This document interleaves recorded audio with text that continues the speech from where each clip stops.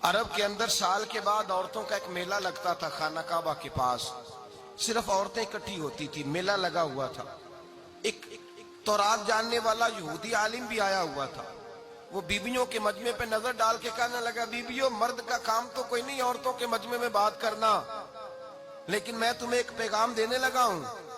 اللہ کے آخری رسول جو مکے میں پیدا ہونے والے ان کے آنے کا وقت قریب آ گیا ہے. وہ بیوی بڑی خوش نصیب ہوگی جنہیں ان کی رفاقت ملے گی. عورتوں نے جب دیکھا کہ مرد آ گیا عورتوں کے میلے میں تو انہوں نے ڈانٹا, جھڑکا, کہا چل اٹھا اپنی کتابیں اور نکل جا. حضرت خدیجہ کہتی ہیں باقیوں نے ڈانٹا پر میں نے بات پلے سے باندھ لی. میں نے پلے سے باندھ لی اور میں انتظار کرنے لگی کہ اللہ کرے وہ نصیب میرے ہی ہو, اللہ کرے مقدر میرا ہی کھلے. آپ فرماتی میں تسبیح پڑھتی, درود پڑھتی. میں اس زمانے میں جو اللہ کا ذکر جس طرح ہوتا تھا وہ میں شروع کرتی, اور جب فارغ ہوتی تو میں التجا کرتی کہ اللہ میرے نصیبے کھول دے. کہتی ہیں آہستہ آہستہ آہستہ آہستہ میں حضور کی تعریف سننے لگی. آہستہ آہستہ تعریف سننے لگی. نبی پاک صادق ہیں, امین ہیں, سچے ہیں, دیانتدار ہیں. اس برے اور میلے معاشرے میں بھی وہ سب سے اعلیٰ بھی ہیں اور سب سے اجلے بھی ہیں, وہ سب سے پاکیزہ ہیں. میں سننے لگی تعارف. آہستہ آہستہ میں ان کی گرویدہ ہونے لگی.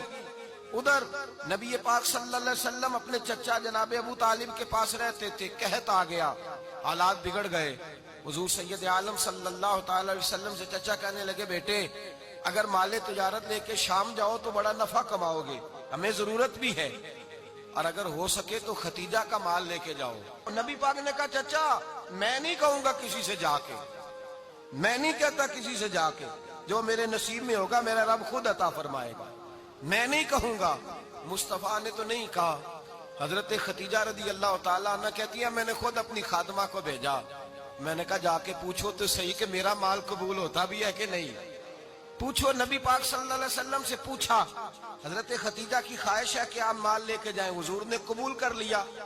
جناب خدیجہ الکبریٰ رضی اللہ تعالیٰ عنہ کے غلام تھے, میسرہ ان کا نام تھا.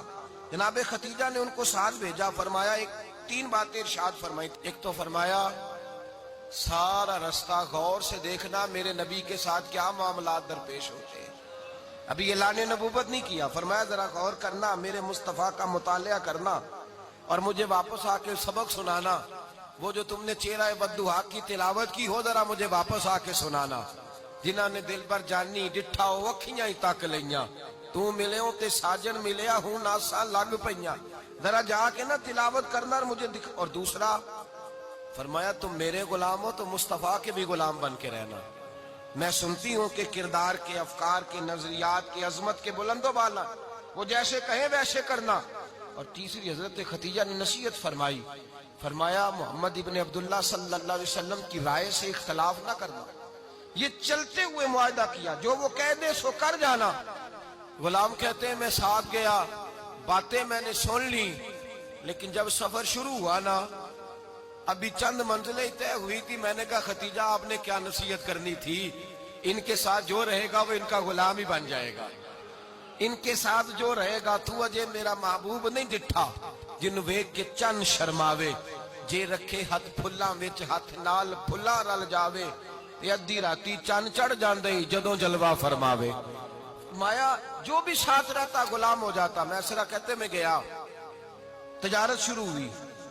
کہتے ہیں نبی پاک صلی اللہ علیہ وسلم جب منڈی میں پہنچے تو لوگ قسمیں اٹھا اٹھا کے مال بیچ رہے تھے. اللہ کے محبوب جب گئے نا تجارت کرنے تو ایک آدمی کہنے لگا چلو معاذ اللہ بتوں کے نام تھے لات و منات, کہنے لگا لات کی, عزا کی, منات کی قسم اٹھاؤ. تو نبی پاک فرمانے لگے ان کی قسم اٹھاؤں جن کا میں نام لینا بھی پسند نہیں کرتا. ابھی اعلان نبوت نہیں کیا. اور فرمایا ویسے بھی میں قسم دے کے مال نہیں بیچتا, خریدنا ہے تو خریدو, نہیں خریدنا تو نہ خریدو. کہتے ہیں لوگ قسمیں اٹھا اٹھا کے پیچھے جاتے تھے, پر میرے نبی جس سے رخ پھیرتے تھے وہ نبی پاک کے پیچھے ہو جاتا تھا.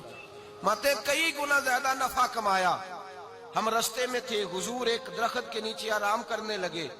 ایک عیسائی راہب غار میں بیٹھا تھا, نکل کے آ گیا. مجھ سے کہنے لگا مجھے وہ جانتا تھا. میں سرا یہ کس کو ساتھ لائے, یہ کون ہے؟ میں نے کہا اہل قریش کے ایک معزز آدمی ہے. کہنے لگے یار جس درخت کے نیچے یہ لیٹے ہوئے ہیں یہاں عام آدمی نہیں لیٹ سکتا, یہاں وہی لیٹے گا جو اللہ کا سچا رسول ہوگا. یہاں دوسرا کو لیٹ ہی نہیں سکا. یہ رسول ہے, ان کا خیال رکھنا. کاش میں اس وقت تک زندہ رہوں جب یہ نبوت کا اعلان کریں. میسرہ کہتے ہیں میں غلام ہو گیا, نبی پاک صلی اللہ علیہ وسلم کی ادائیں مجھے بھانے لگیں. جب واپسی پہ نکلے تو گرمی بڑی شدید تھی. فرماتے ہیں جب دھوپ تیز ہوتی تو بادل کا سایہ آ کے حضور پہ سایہ کر دیتا. بادل کا ٹکڑا نبی پاک پہ. اللہ جانے کہاں بیٹھ کے لوگوں نے کتابیں پڑھی ہیں جو کہتے ہیں 40 سال کے بعد نبی بنے تھے. پتہ نہیں کہاں بیٹھ کے کتابیں پڑھی ہیں. ہم نے تو جو سیرت پڑھی ہے وہ بتاتی ہے کہ تیری حیات پاک کا ہر لمحہ پیغمبر لگے, ہر لمحہ پیغمبر لگے. یہاں تو وہ لوگ جو کئی سال پہلے 20 اور 25 سال پہلے حضور سید عالم صلی اللہ علیہ وسلم کی رفاقت میں رہے, وہ اعلان کر لوگ پتہ نہیں کہاں بیٹھ کے کتابیں پڑھتے ہیں, کہاں بیٹھ کے. میرے نبی پاک سے صحابہ نے پوچھا حضور آپ کب نبی تھے؟ فرمایا ابھی آدم کی مٹی گوندی جا رہی تھی, ابھی آدم کی مٹی گوندی جا رہی تھی, میں تب بھی اللہ کا رسول تھا. میرے بھائی نبی رحمت سید عالم صلی اللہ علیہ وسلم کے غلام حضرت ختیجہ کے غلام کہتے واپس آیا, اور پہلے بھی کئی دفعہ حضرت ختیجہ کا مال گیا تھا, بڑے نفع آئے تھے, پر جو نفع اس سال آیا وہ پہلے کبھی نہیں آیا تھا.